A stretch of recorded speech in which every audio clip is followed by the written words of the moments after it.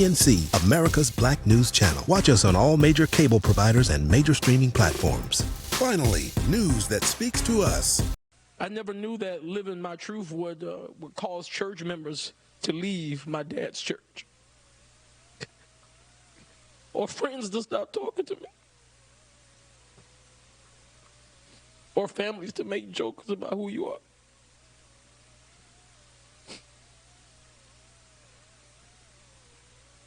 In my heart, I don't believe any of you in here, my colleagues, many of who I've known for years, I believe that we all want to do right. But it seems as if politics we have gone down a road to where we're scared to just step out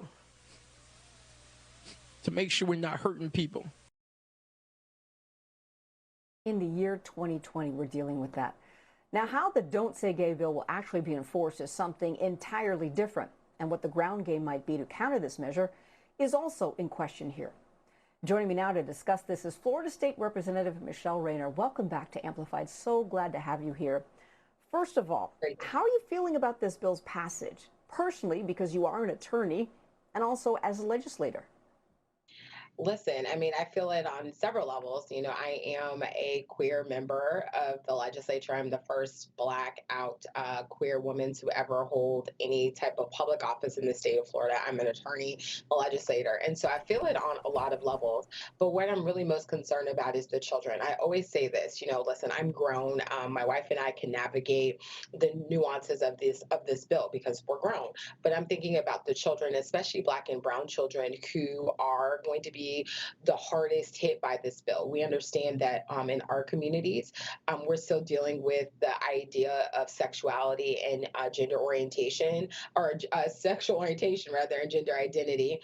We're also dealing with the fact that, you know, sometimes if our people find themselves in schools that aren't affirming, it's not as easy for us to open doors and have our kids go here or there. So I'm really concerned about how this is going to affect children and how they're going to be able to navigate this disturbing new world. Yeah, I got to say it again. I can't believe that we're dealing with this in the year 2022. But I'm wondering, is there any counter game for this? How are those who are against this measure planning to address it? Listen, you know, I've heard a lot of things. You know, I definitely feel like this suit, there's going to be lawsuits that are going to be filed. But also, you know, we got to really kind of look at what this means. You know, this is a part of a slate of bills. We have the anti-CRT bill. We've had an anti-immigration bill. We had a voter suppression bill. All of these bills are a part of a slate that Governor Ron DeSantis is pushing, because we all know that he is running and practicing to try to be the next president of the United States. So this is not about Florida. This is so he can message to a national base.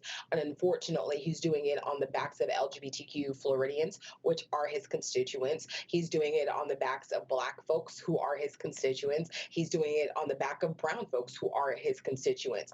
And so really right now, I think that there's two things we have to do. We have to organize like never before, and we have to come out and vote. But then we also have to use the powers of the court. And I know when I am knocking on doors and I'm talking to people in my district, I'm very clear with them about what's going on.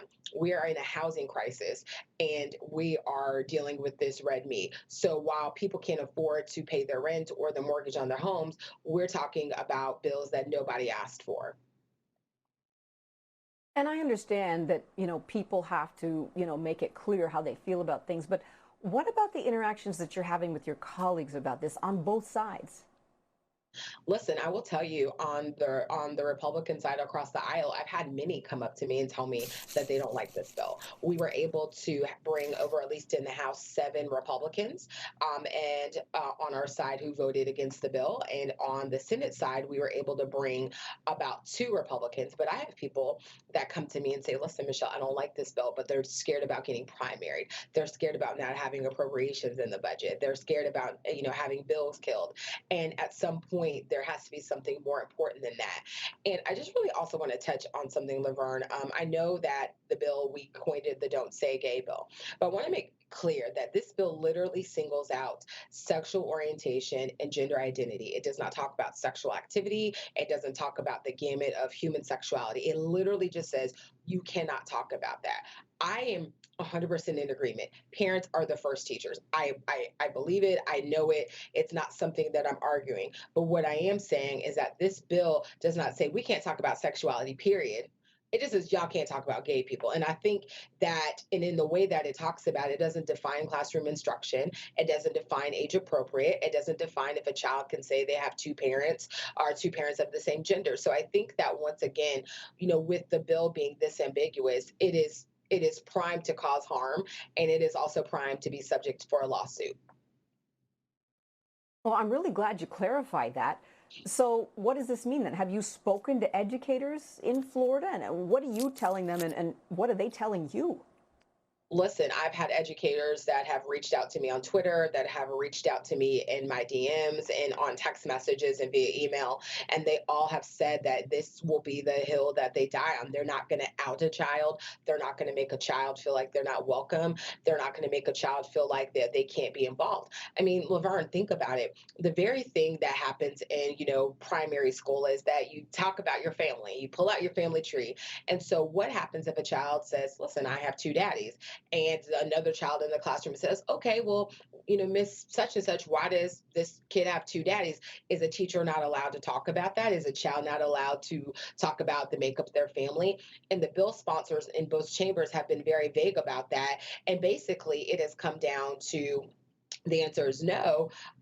And the governor, through his spokeswoman, has said that if you are LGBTQ or if you're an opponent of this bill, you are a groomer and a pedophile. So that's really the basis of this bill. Still hard to believe this is a bill, but let's talk about Disney. It's the biggest employer in the state of Florida, and they've been roundly criticized for what some see as a weak reaction to the bill. In fact, Newsweek reports that Disney gave at least $250,000 to Republican senators that voted for the Don't Say Gay bill. Now, the CEO, Bob Chapek, now says he plans to meet with Governor DeSantis, Disney employees, and others. They're applying the pressure. What do you think here? Do you think the impact will be strong enough? Listen, I don't know what Disney's going to do. Have I been disappointed about their reaction? 100%. This is supposed to be the most happiest and inclusive place on earth. I remember when I was younger and Disney had like Gay Day. I remember that was like a huge thing, and they stood firmly that they were going to have a day that is inclusive. It is very disappointing that we have companies, not only Disney, but other companies, other organizations that have given to lawmakers and to the governor while they are moving forward this harmful legislation. Here's the thing, I always say you can't just talk about it, you got to be about it. So if you want to be about inclusivity and you want to, be someone who makes money off of pride and LGBTQ folks and Black folks and anyone else that's being marginalized, you have to be about it. And so I understand that Disney wants to make sure that they are staying good standing in the state of Florida.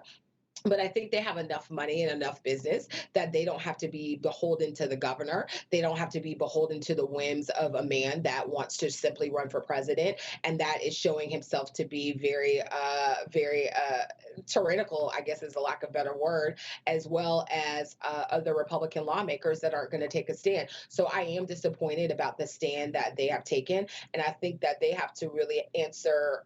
You can make money and still lead with your heart and do what's right. So I want to go back to you talking about the legislation being vague. Can you be more specific? Like, in what way is it vague? And do you think it was actually designed that way? And why? Yeah, so I mean, there's a provision, and you kind of touched on it a little bit earlier, Laverne, where it says K through 3 or age appropriate. So I know that when I questioned the bill sponsor on the floor, I asked, well, is it K through 3 or age appropriate? He said, and I said, well, or and mean two different things.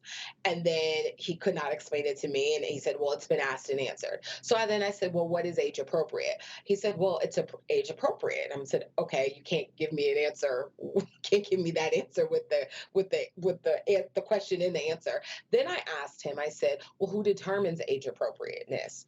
couldn't get an answer. Then I asked him, what does classroom instruction mean? That is not defined in this bill. And we gave him the examples of, children talking, or children talking amongst each other. There's been no uh, clear answer about that. And I've said on several occasions, I do believe that this bill was written and designed to be vague, because I think that the bill sponsors, and most certainly the governor, are hoping that parents are file a cause of action, and that they're going to hope that our conservative Supreme Court is going to err and on the side of caution, and is going to side with the governor and codify discrimination. Hopefully, I hope that's not the case. I do hope that we have a Supreme Court that's going to follow the law. I mean, LGBTQ folks are a protected class. And so I do think that it was vague for that purpose. I mean, we've already passed in this legislative session several bills that are on its face unconstitutional. So I'm not surprised that this bill is written the way that it is, and that it is, I believe, unconstitutional. Yeah, like so many people do. I'm going to say it one more time. I cannot believe we're dealing with this in the year 2022. But